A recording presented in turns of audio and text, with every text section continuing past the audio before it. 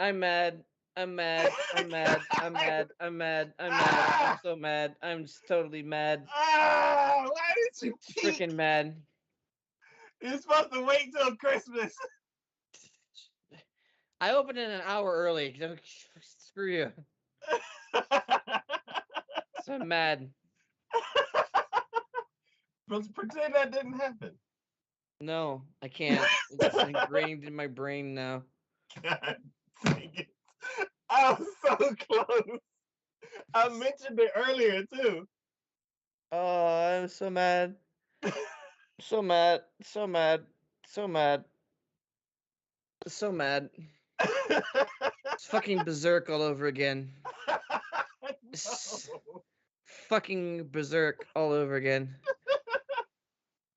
That picture does not give the idea of what that is, and I am. Yeah, now I see the tags on it. I don't usually click into the freaking yeah. Yep. Nope. But it's Trigun. Ruined it. Ruined it. Ruined it. Spoiled it. Spoiled it. God dang it. Soiled it. Fucking soiled it. Ah. I was hoping you would get through at least the first episode before you found out. No. No. No. When I saw it in your What list, I have was I like, been doing to every anime that we've about to talk I about is I've been know. looking at the trailer. This is my first. So you genuinely got my very first reaction on looking at the trailer because I never looked at the trailer. I saw a Trigun. I didn't even read the synopsis. I just saw a Trigun and went, and I saw the picture and went, fuck yeah. Are we redoing Trigun? I'm down. Let's see how it compares.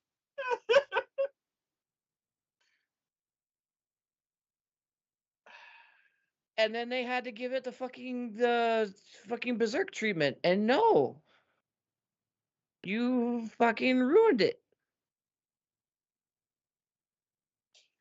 I saw it on your list, and I was like, does he not know? No, I was like, I maybe he didn't. doesn't. I was like, maybe he doesn't know. I don't know. I didn't know. I didn't I was know. like, I didn't know. Nope. It's struck off the list now. I will not tarnish. What I will. I you will can not. have it. I will not further tarnish my thought process on what Trigun should and is by viewing that atrocity. That is an atrocity. But I'm what if it's sorry. It's an atrocity. but what if it's a good atrocity? It's not. I watched the trailer. I know what it's gonna look like. They're doing the same thing to Trigun that they did to Berserk, and it ruined it.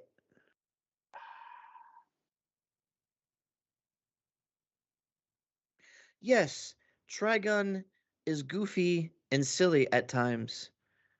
At times. But there is an underlying like seriousness to the whole thing. Mhm. And yes, Trigun takes place in like an awful, like future, semi-futuristic kind of scenario, world, post-apocalyptic situation kind of thing. Yeah, like a what is that? But it's not like it has freaking mechs in it. All right, the most it has is robotic arm, and basically, had they done this in the same CGI style as, say, Final Fantasy VII Advent Children, I'd be okay with that. Because at least it's dark. It's crisp, but it's dark. Yeah. This this style of animation, like going CGI. Okay, I'm just gonna say this: going CGI adds an element of like it brightens everything. to an unbelievable extent. Things that had no reason looking that bright, that shiny, or that just plasticky becomes that way. And is it all CGI that's like that? No. But the CGI is. Like, I don't know if their intention was, hey, let's make some freaking toys or dolls from this. Because that seems like that's what they're trying to do. But again, Trigun had this under like darkness to it, and I see the fights that they have in here, and I see like emotions they're trying to portray in here, and I'm looking at this animation style. I don't feel that. I don't see that. Oh, I'm tired of them taking these series like this and just making them wrong. So this is way better than Berserk. It is still just as bad, in my opinion. In my opinion, it is still just as bad. I've now watched the entire trailer twice, and I feel like it is just as bad as Berserk.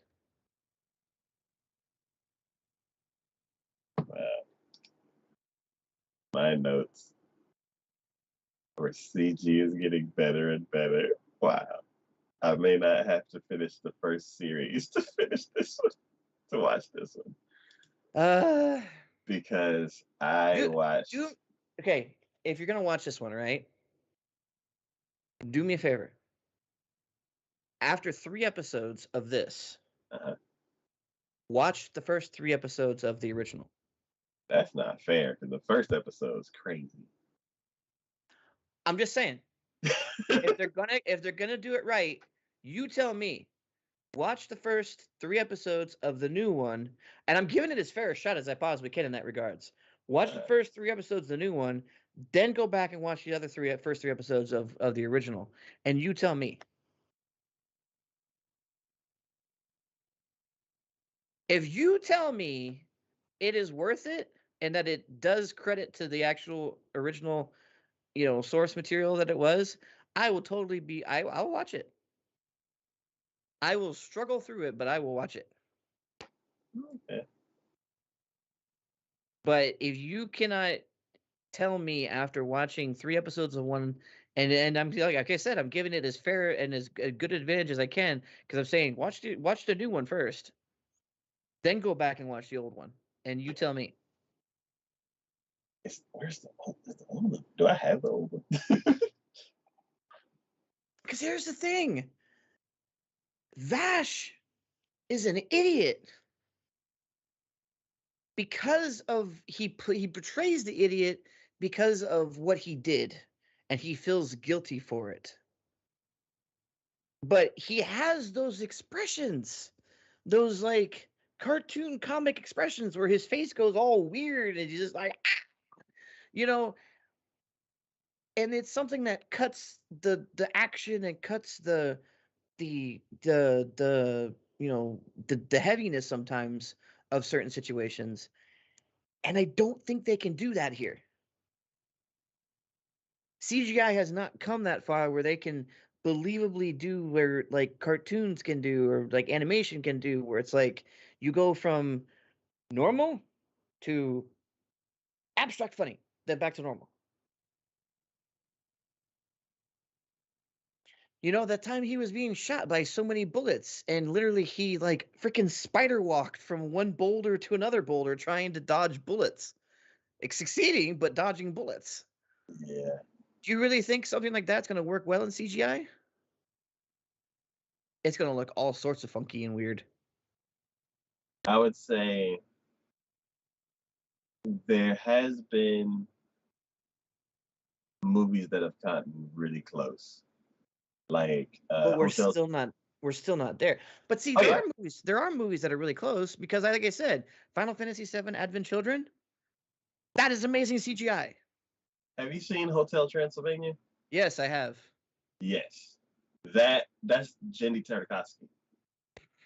I'm the still Dexter guy. I'm still not. I'm just saying, like for some directors, like they can pull off like cartoonish 3D, and it's actually like succeeds. As far as like anime, it that gets it's it still gets it's far. closer. It gets closer. I will totally admit that. I Okay. still feel like we're missing. It just feels like we're missing something. It doesn't feel 100%. We're still a little off on that regards.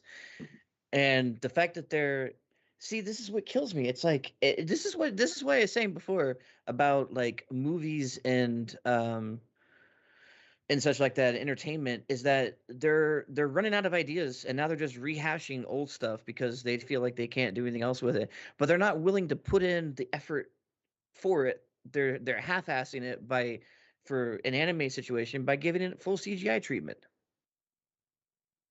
It's like, no, don't do that. They could have made if they wanted to take the original and update it to current and give it a better animation style, more, hey, imagine this if you will. The original Trigun, but in the same style as Demon Slayer. How good would that have fucking been? How good would that have fucking been? It would have been amazing.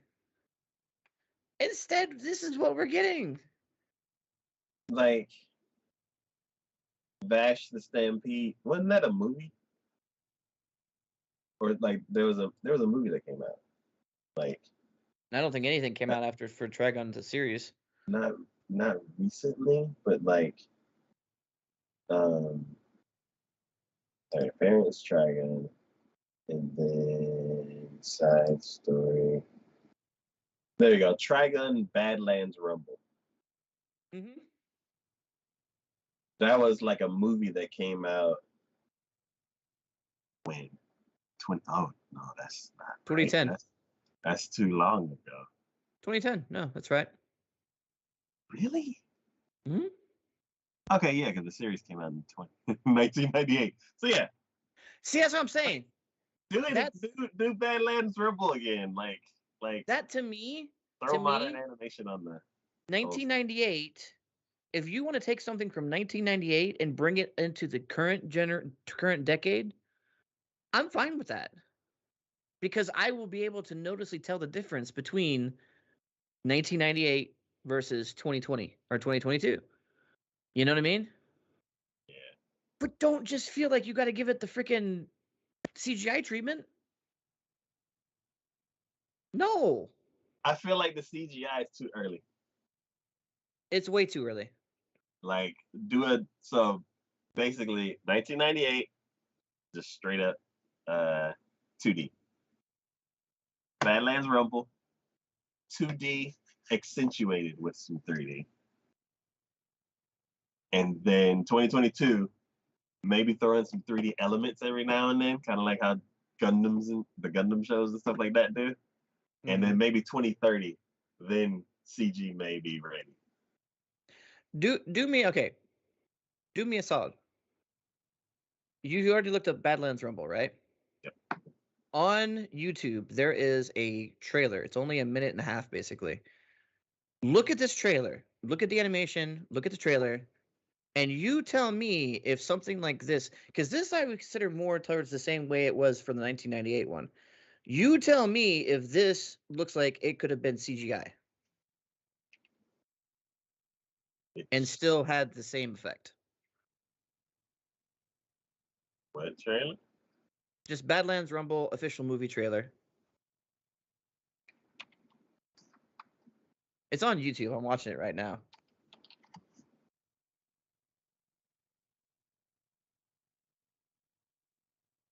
Okay, official. Should be by Crunchyroll or whatever. I have it on mute. I'm not even listening to Unofficial. the dialogue. Yeah. I'm just watching the animation and the action sequences and the style. Mhm. That's all I'm focusing on. I'm not worried about what it looks like or what it sounds like. It's just the looks.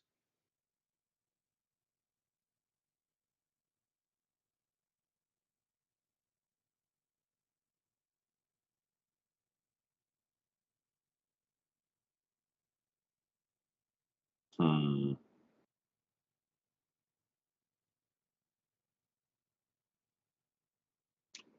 That was 20 years difference. Wait, no. No, this was only 11 years. I think it's 20 years in the story. Mm-hmm.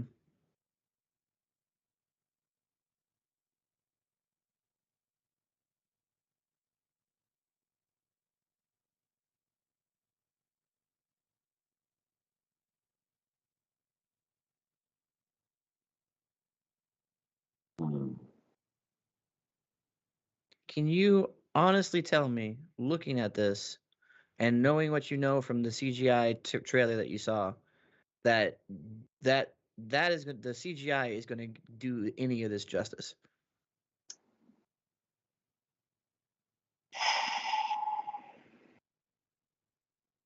I'm just saying.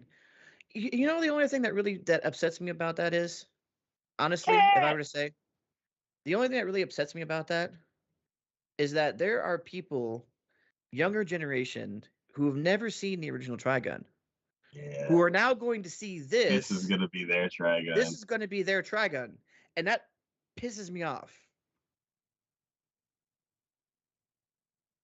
because it should never have been that way. And then they'll see the new and they're like, Yeah, ew.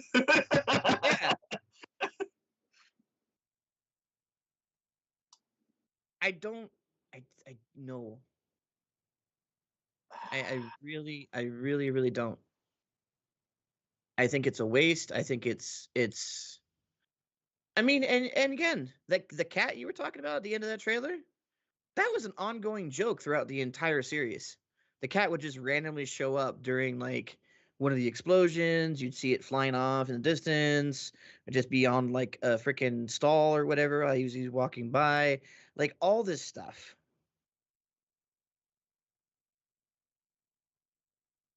And so far in this trailer, I didn't see one part where I saw that cat. It's, you know, if it's, I have yet to see. There's been so few occasions where CGI has done any sort of animation any credit when it comes to delivering on the emotions and the overall feel for the actual animation. Very few. And with how poorly they've done this CGI, I feel like that we're back there again. This seems like, I mean, like you were saying before with whatever the PA, there was a PA works Oh yeah. Polygon, yeah. This feels like we're stepping backwards again. I mean, can you look at this and honestly tell me that this couldn't have come out in like 2010?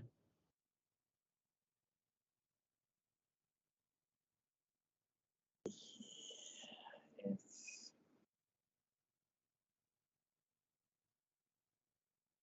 Hell, I'd almost say it could almost come out in 2000. 2 years after the fucking original, they could have been like, "Hey, we're redoing it in CGI," and everyone would have given them the middle finger and said, "No, fuck off."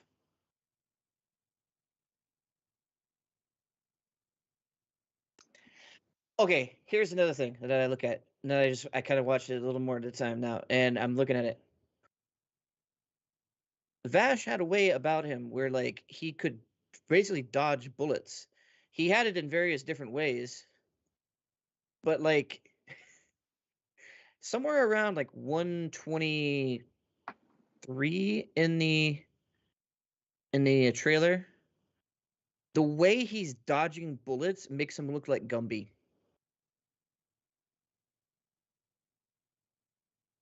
And I don't know if it's because of his how his jacket was flowing or whatever, but he looks rubbery.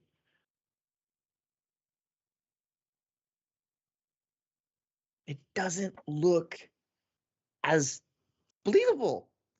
I know it's funny saying that to an animation, but it just doesn't look as believable.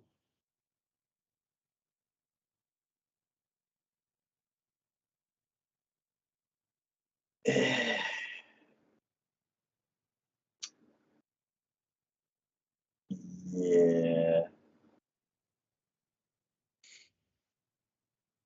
That's why I said that spider movement that he had and just being silly that one time when he was dodging that machine gun fire in the very first episode. I remember that. I don't see them being able to replicate something like that in CGI. I just don't. Bring in Jimmy Tartakovsky.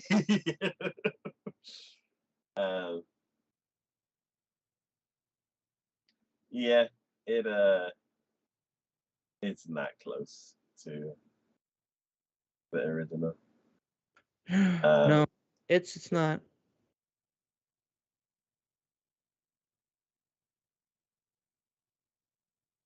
It's just yeah. it's so dissatisfying.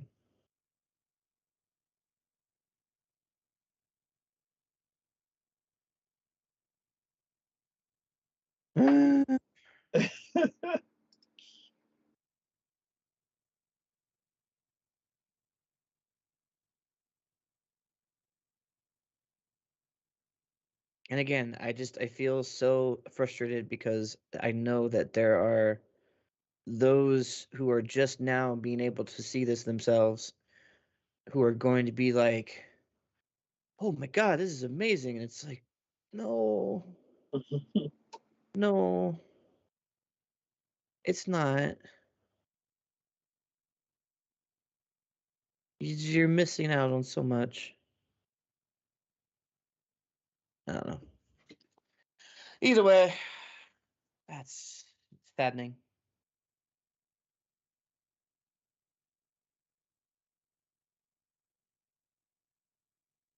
uh,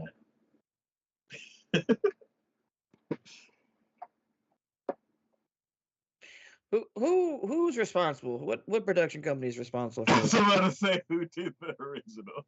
Who Uh, who's so the original was done by Madhouse. Orange? Okay. You know what? You know what? Mm. We kind of got to blame Madhouse.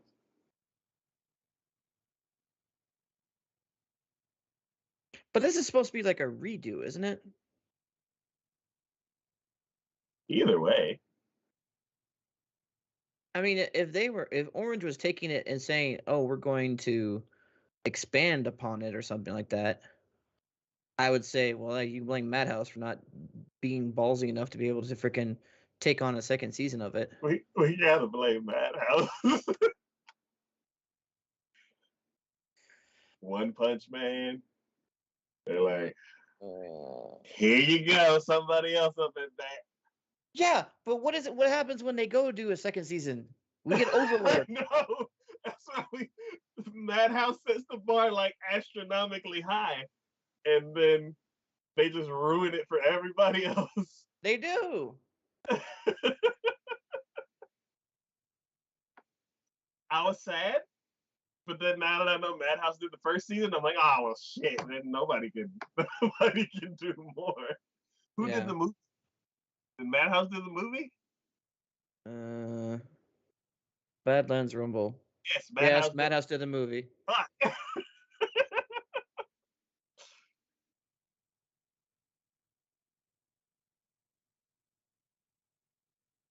Yeah, it was a lost cause. It really is.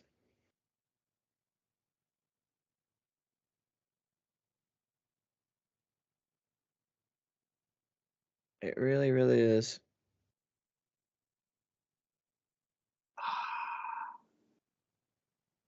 And it's a different voice actor too.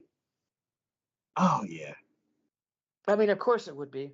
It's been 20 plus years since the original. yeah. But come on.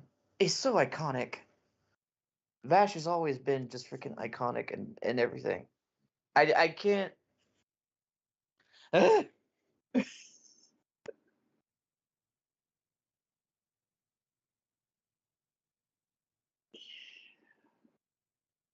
Um, I guess what else is Orange done? Beastars. Mm-hmm. That Mm-hmm. matches. Hoseki no Kuni, which is a show that people said is very good, which I gotta check out.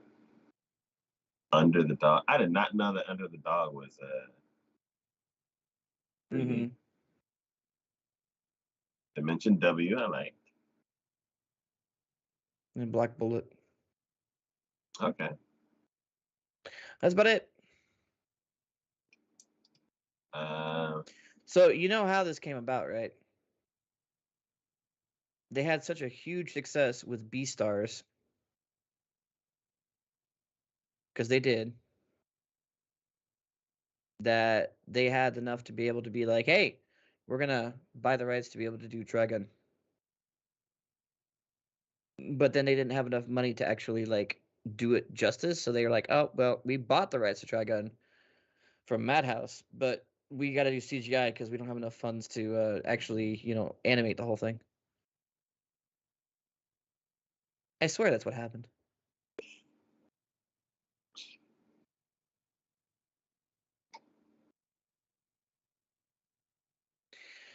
Oh, anyways, I'm done lamenting on that now. It's just guess we'll go ahead and. so Trigun is a popular Japanese gun action manga series created by Yoshino Naito. It follows the fated journey of Vasha Stampede, legendary gunman and pacifist with a bounty on his head, and now will be reborn as a brand new original anime series. See, I think that's it. Shouldn't have said that. It would be reborn as a brand new CGI original anime series, and I'd have been like, "Fuck you, Skip."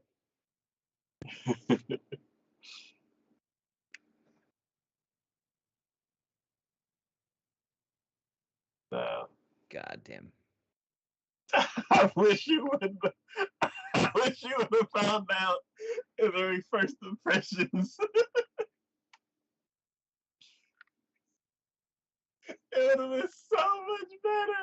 I would have been like, it's gonna be cool, right?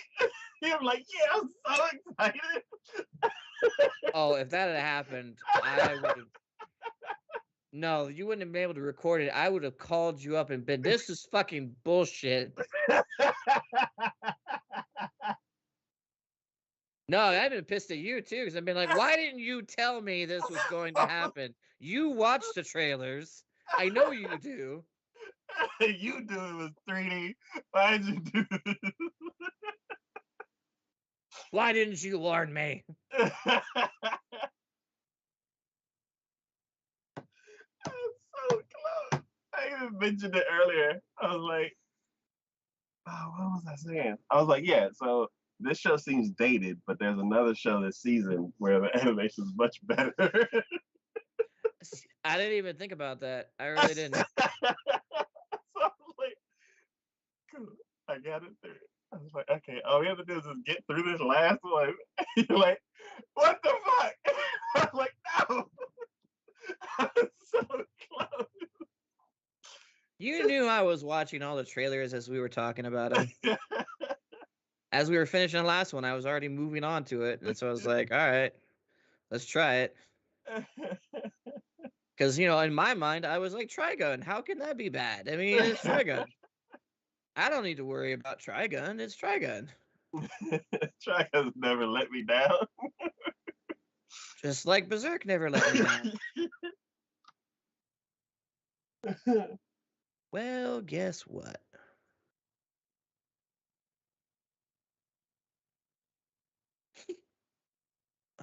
So disappointing.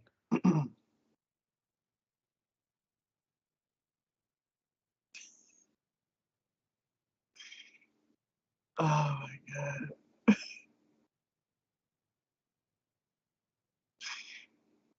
Uh,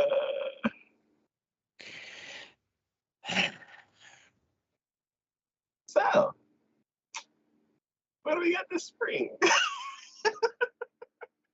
Oh, I already looked. One of them you're gonna like a lot.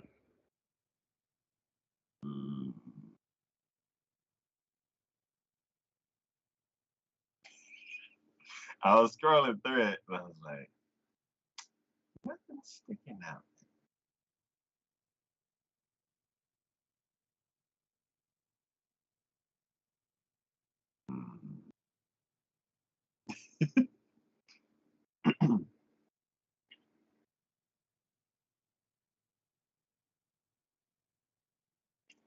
Man, I need to get back to Dr. Stone. Yeah, I never watched that one.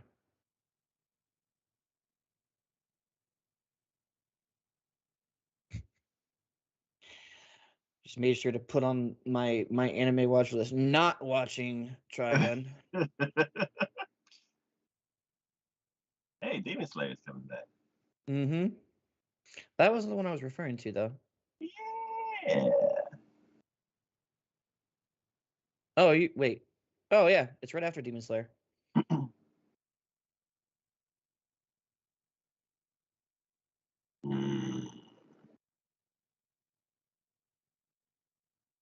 You know that one, right? The one with the witch? Yes. What's it called?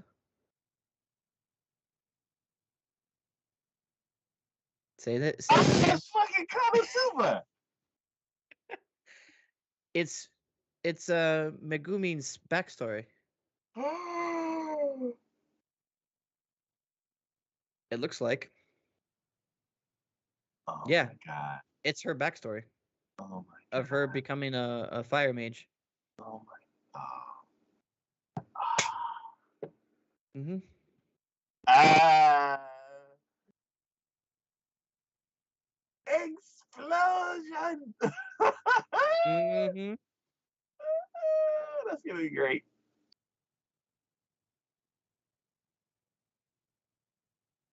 I'm not actually seeing a whole lot that I'm like jumping for. Yeah, I think we're like 4 months too early. And even like the upcoming show, we still do it like a couple weeks too early. Like when we actually prepped for it, there were like 5 new shows got added. I mean, the only one I can see currently right now is just Demon Slayer. Well, I'm probably gonna watch it. It's another one of my guilty pleasures, but the Isekai smartphone one too. I see is on there. Okay, well, either way, I should end it here. All right. Well, that has been our 27 shows we're uh, interested in for next season. And yeah, as always, this is DK and Shade, TacoYaki Anime. Like, thank y'all for watching. Thanks for hanging out in chat. Thanks for supporting the channel in any way that you do. And we will see y'all next time.